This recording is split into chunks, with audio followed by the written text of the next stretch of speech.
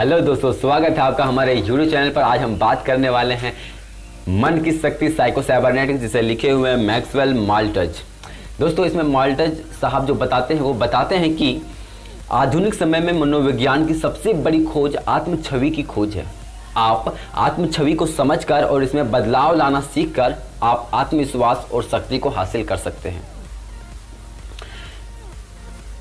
चाहे आप माने या ना माने, हम सभी के अंदर एक मानसिक ब्लूप्रिंट होता है जिसके आधार पर हम कार्य करते हैं।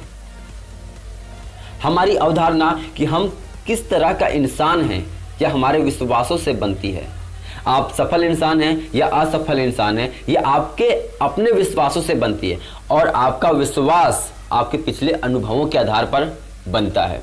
फॉर एग्जाम्पल, अगर आप किसी स्टेज पर भाषण देने के लिए गए और वहाँ पे आपने अच्छा प्रदर्शन नहीं किया, लोगों ने आपका मजाक उड़ाया, शिक्षकों ने आपको मजाक उड़ाया, आपको कुछ बुरा बोला, आपके दोस्तों ने आपका मजाक उड़ाया, तो वहाँ से आपके अंदर ये विश्वास आ जाता है कि आप स्टेज पे उतने अच्छे से नहीं बोल सकते हैं और ये विश्वास आपकी ज़िंदगी में होने लगता है। यानी कि अगली बार जब आपको स्टेज पर बोलने का मौका दिया जाता है या फिर जब भी आप कभी बोलने जाते हैं तो आपको अंदर से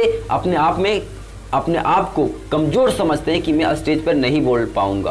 क्यों? क्योंकि आपके अंदर ये कहीं ना कहीं दिमाग में बैठ जाता है कि जब मैं स्टेज पर जाऊंगा, बोलूंगा, तो अगर फिर मुझसे कुछ गलती हुई तो मेरा फिर मजाक उड़ाएंगे, फिर मेरी खिल्ली उड़ाई जाएगी। या तो फिर ये भी होता है कि अब हमारे दिमाग में वही पुराना डर आ जाता है कि हमारे पिछली बार लोगों ने खूब मजाक उड़ाया था और यही वजह दोबारा हम स्टेज पे बोलने की हिम्मत भी नहीं करते हैं।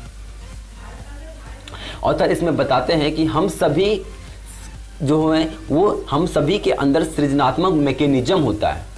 सृजनात्मक मैकेनिज्म को अगर हम सकारात्मक लक्ष्य देंगे तो वो सकारात्मक मैकेनिज्म की तरह कार्य करेगा, अगर हम उसे नकारात्मक लक्ष्य देंगे तो वो नकारात्मक मैकेनिज्म की तरह कार्य करेगा।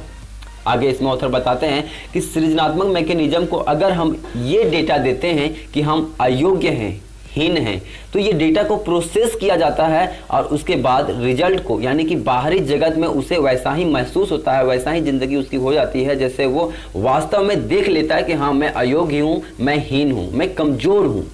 ये उसे वास्तव में पता चल जाता है। जब अपने अंदर हम इस तरह की बातों को सोचते हैं तो वो सर्वो मैकेनिज्म तक चला जाता है और उसके बाद हमें वास्तव में वैसा ही अनुभव होने लगता है जैसा हमने सर्वो मैकेनिज्म के साथ जो लक्ष्य है उसे अपने दिमाग में सर्वो मैकेनिज्म को भेज दिया। इसमें ऑथर बताते हैं कि हम जो हैं, हमारा जो तंत्रिका तंत्र है, मस्तिष्क का जो तंत्रिका तंत्र है, वो हम कल्पना कर रहे हैं या फिर वास्तव में ऐसा है, इस बात को नहीं समझ पाता है। इसलिए आप अपने मानसिक छवि में बदलाव ला सकते हैं। कैसे ला सकते हैं? अगर आप ये विश्वास करना शुरू कर दें, ये इमेजिनेशन करना शुरू कर दें, अपने किसी रूम में जाएं, शांत से बैठ जाएं या तो रिलैक्स होकर सो जाएं, लेट जाएं और वहाँ पे इमेजिन करना शुरू कर दें कि आप किसी स्टेज पे खड़े हैं, कॉन्फिडेंट हैं। उसके बाद अपने जितने भी ऑडियंस है उनको इमेजिनेशन करें कि वो किस तरह से बैठे हुए हैं, आप किस तरह से माइक को हाथ में पकड़े हुए हैं और बोल रहे हैं और लोग आपका स्पीच सुनकर तालियां बजा रहे हैं, खुश हो रहे हैं, आपके दोस्त बधाई दे रहे हैं। और इस तरह से जब बार बार मानसिक रिहर्सल करने से आपका क्या होगा कि वो वास्तव में आपके अंदर एक कॉन्फिडेंस आ जाएगा और जब आप स्टेज पर भाषण देने जाएंगे तो आप बहुत अच्छे से भाषण दे पाएंगे। ऐसा इसमें दोस्तों ऑथर बताते हैं कि ऐसा इसलिए होता है क्योंकि हमारा जो तंत्रिका तंत्र है वो वास्तविक में और काल्पनिक में अंतर को नहीं समझ पाता है। यानी कि हम जो भी काल्पनिक रूप से जो भी काम को करते हैं, जिसका भी हम इमेजिनेशन करते हैं, या उतना ही इफेक्टिव होता है जितना कि हम जो रियल में बोलते स्पीच देते, या उतना इफेक्टिव जो वो होता है उतना ही इफेक्टिव हमारे मानसिक रिहर्सल में भी होता है।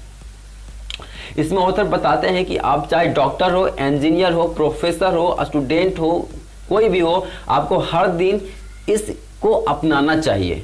मानसिक रिहर्सल को अपनाना चाहिए। आप जो भी बनना चाहते हैं, जो भी करना चाहते हैं, अभी इसी वक्त उसको महसूस करना शुरू करें। उसी तरह से अपने मस्तिष्क में खुद को देखना शुरू कर दें, उसी तरह से खुद को एहसास करना शुरू कर दें और आप पाएंगे कि आप मानसिक रिहर्सल करने के बाद धीरे धीरे धीरे आपको जिस चीज़ से भी डर है या जिस भी चीज़ में आप सफल होना चाहते हैं वो उस चीज़ में आप सफल हो जाएंगे।